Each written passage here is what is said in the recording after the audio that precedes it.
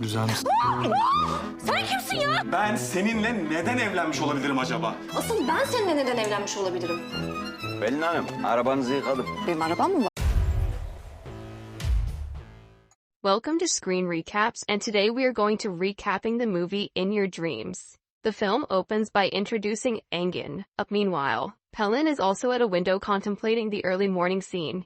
Pelin, a charming young wedding planner, and her friend Merve who longs for marriage like her cousin. While on a boat, Merve asks Pelin to take stage photos to make it look like she's enjoying herself. Merve accidentally bumps into a man, causing his flower to fall into her hands. Convinced it's a sign, she clings to it until Pelin returns it. Though obsessed with weddings, Pelin lacks interest in love or marriage, believing work leaves no time. Engin and his friend Cihan are also traveling. Cihan asks about a misunderstanding between Engin and his lover Ita, who wants marriage while Engin values being single. Meanwhile, Merve and Pelin coincidentally travel the same route as Engin and Cihan. Their bus encounters obstacles, prompting Merve and Pelin to engage in theatrical gestures. Engin and Cihan visit houses to persuade residents to relocate for gentrification, but are firmly dismissed. Undeterred, they resume their discussion about relationships. On their way to work, Merve reveals her romantic disillusionment, though they joke lightheartedly.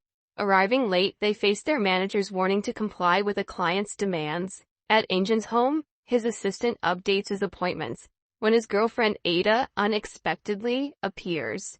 While setting up for a wedding, Merve and Pelin decide to go to a bar to have fun. Engin prefers cooking over socializing.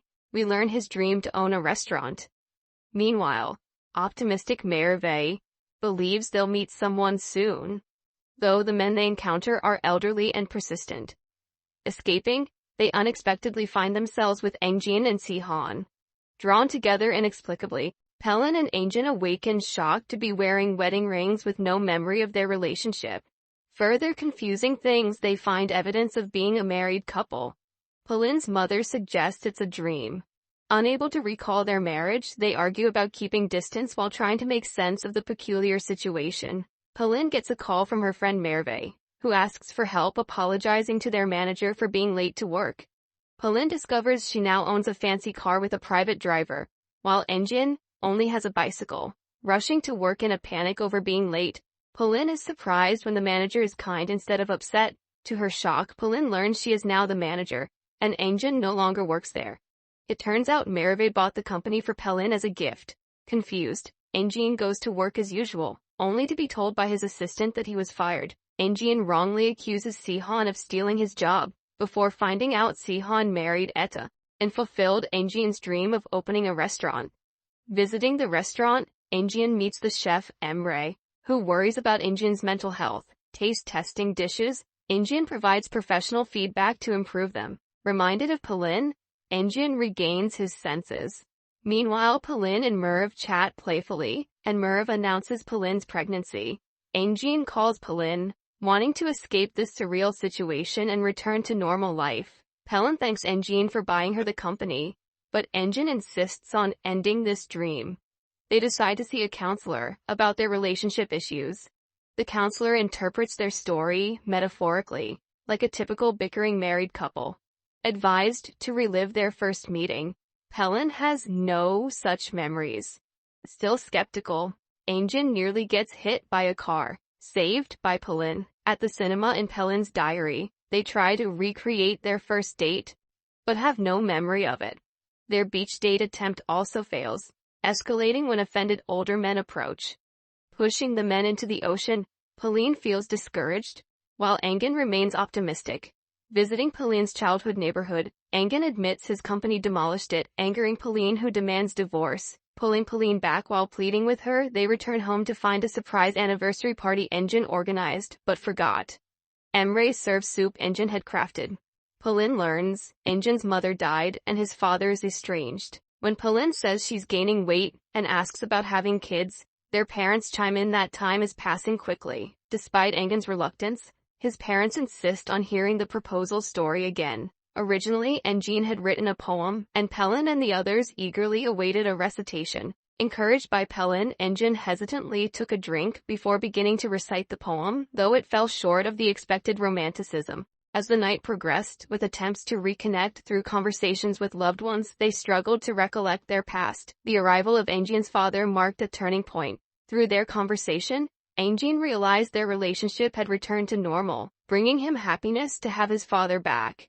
At the party's end, Angin's father offered advice, urging him to cherish Pelin, emphasizing her pivotal role in Angin's positive transformation and saving his life. After a difficult incident, Angin lied to his father about recent memory lapses and asked how Pelin had saved him. His father disclosed that after an accident left Angin comatose for weeks, Pelin remained steadfastly by his side, bringing his favorite foods, her aroma crucial in awakening him. Angin expressed difficulty remembering these moments. His father advised consulting a doctor and not forgetting such significant times with Pelin. In the kitchen, Angin and Pelin shared a moment, touching hands, as Angin expressed gratitude, opening up about recent estrangement from his father after his mother's illness and death. Pelin was shocked when her father offered Angin's mother's necklace as a wedding gift, acknowledging Pelin's role in shaping Angin into a caring, responsible person. This unexpected moment also surprised Pelin. Curious, Pelin asked why Angin hadn't contacted his father sooner. Angin revealed his mother had succumbed to cancer without his knowing, as he had just graduated and started a job, burying himself in work and becoming detached from his parents, even missing his mother's funeral, leading to his father cutting ties. That night, Pelin reluctantly shared a bed with Angin. Pelin decided to lay a quilt on the floor for Angin, but he resisted, leading to a compromise of 3 cushions between them. Before settling in, Angin removed his shirt, revealing his fit, tattooed physique. He briefly left to change into a new shirt, and reminded Pelin to change as well. Pelin attempted to discreetly peek while changing. Finally retiring for the uneasy night, they struggled falling asleep. The next morning, the recurring 2:41 appeared on the clock. Angin noticed gray hairs and changes in Pelin like her new bangs, also observing her in considerable pain. To their shock, they discovered Pelin was pregnant, seemingly impossible after just one day. Pelin angrily accused Angin of wrongdoing, but soon realized the implausibility of overnight pregnancy. They realized time had again shifted, advancing 2 years. Looking through photos, they found happiness in the pregnancy, checking the nursery they had apparently built. They both felt unprepared for parenthood. Amidst Pelin's cravings, they visited a counselor who advised overcoming their fears, suggesting the child's birth could help. Leaving, Pelin narrowly avoided being hit by a speeding car, reminiscent of a prior incident.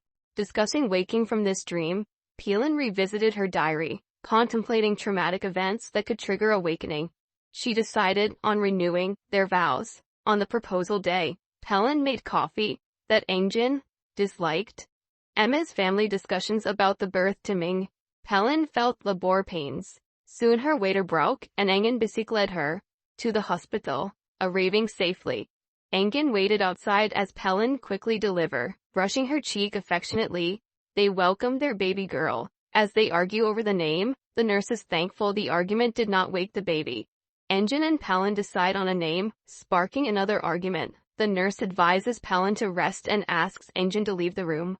Later, Angin and Pelin awaken in real life, remembering the vivid dream. Rushing to their daughter's room, they find her grown up with the name they had chosen. Zeynep affectionately calls them Mom and Dad, amazing Angin and Pelin. When Zeynep asks for a missing bunny doll, Angin goes to buy one despite it being defective. Concerned about time accelerating with each dream, Pelin questions what to do. Angin decides to cherish their time as a family. They continue living each day, growing together and finding happiness. Angin and Pelin become more affectionate, sharing a dance and intimacy.